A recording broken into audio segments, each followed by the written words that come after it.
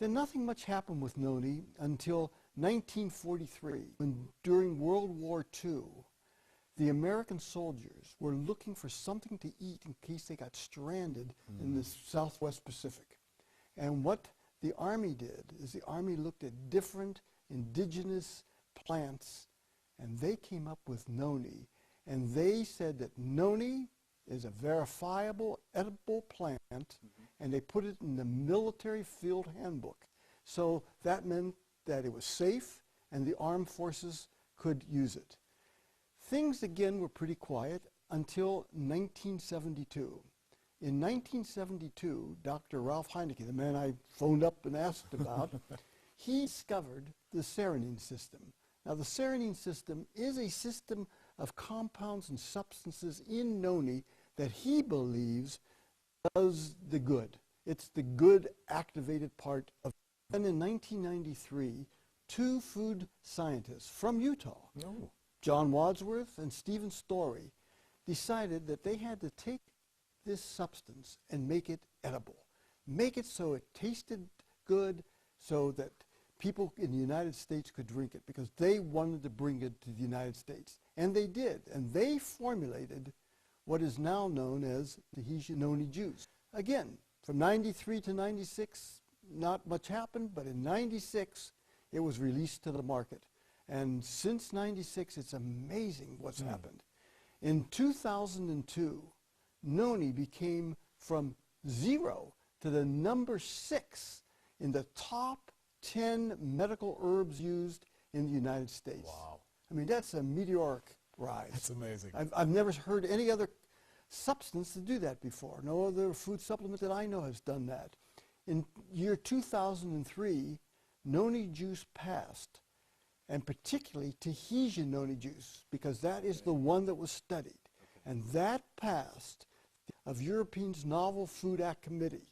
That meant that it was safe and it could be used in Europe, and indeed it was.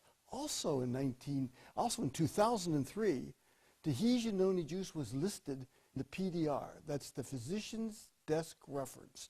And that is the Bible for drugs, and in this case, over-the-counter or food supplements. And they were listed as a food supplement, and again, it was safe. And in 2004, there were over 64 scientific studies that were listed and published on Noni, and these can be found at pubmet.com. Wow. That's a pretty long and detailed history. Now, to kind of help us frame today's discussion, give us an idea of the depth and the breadth of your research. How many health professionals and Noni drinkers did you contact, and how many countries did your research encompass? What I did is I went around the world, not once, but twice. I wanted to talk to professionals, health professionals, who used Tahitian Noni juice and recommended for their clients. And then I wanted to talk to the people that they had recommended it to see how they did. It was amazing what I found. There were over 1,200 health professionals that had used it. And I invited them to send me their study data and send me what they had found. And they did. They have sent me all kinds. And that represented over 25,000 Tahitian Noni drinkers. That's a lot of people that drank Tahitian Noni juice. And my study started in 96 and has gone till the present time. And this encompassed over 80 countries and 29 different health conditions where Tahitian Noni juice helped. Wow, that's a pretty long trip, isn't it? Has there been much research and publishing done on Noni? Yes, there has. It started back with Dr. Ralph Heineke, and by 1999, when I wrote a book about this called The Noni Phenomenon, I cited over 20 references about Tahitian Noni juice. And in 2004, when I wrote the next book about this, the comprehensive book about it, called The Noni Solution, it had escalated to over 90 references. So it just was shooting up. More and more people, more and more health professionals were finding out about it and studying it. Why do you research and write about Tahitian noni juice rather than the other noni juices? It's simple.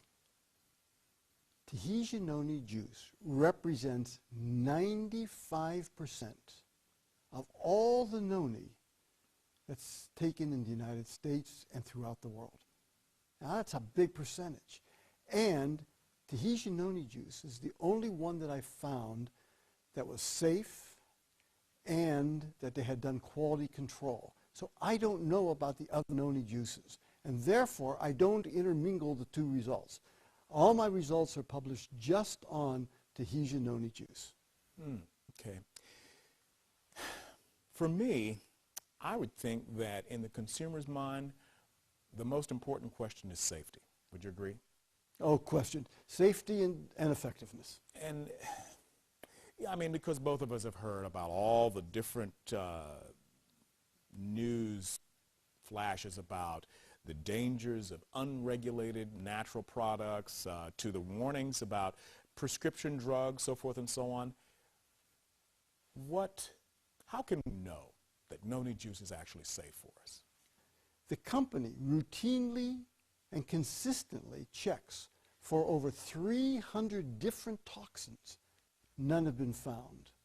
And the final reason is that Europe's Novel Food Act Commission looked at it, asking just the question you asked, is it safe? Sure. And they came down on, yes, it is safe, and therefore it can be used in Europe. And I know of people who have drank up to 7 bottles a day, and they didn't have any adverse effects. It's kind of like drinking water. Some people drink it like they drink water. Yeah. What about food allergies? I mean, could people actually be allergic to noni juice? Sure. You can be allergic to anything. I found that about 1% of the people were allergic to noni juice. Okay. What about side effects with noni juice? You can have side effects to anything, and noni juice is no exception. Some people had minor rashes, little diarrhea, but by and large, it was quite safe. And all the side effects would go away when the person either cut the dose down or stopped drinking it. Okay. I'm still not convinced. I've heard about some reports that some people took noni juice and actually became sick. Is that true? That is absolutely true.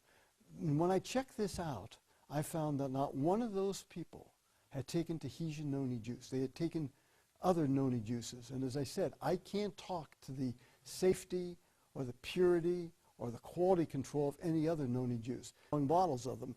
So, you know, that's a different league. And that's another reason why I would pool the data. I said, 95% of the people that take Tahitian noni juice, I'll take that data. I have some other data, but I put it to the side.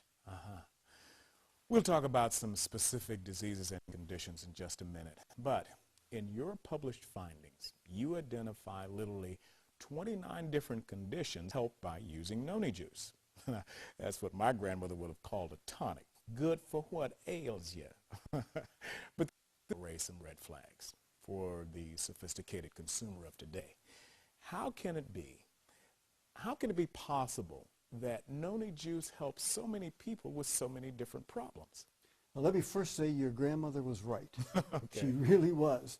And here's how it works. All right.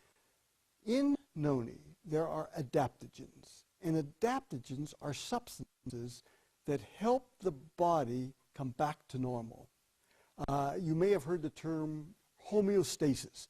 If something's too high, homeostasis brings it down to normal. If something's too low, homeostasis brings it back toward normal. And noni has a very powerful homeostasis mechanism in it. And that substance, one of them, is proserpine. Okay. The other is that there are over 150 nutraceuticals in noni.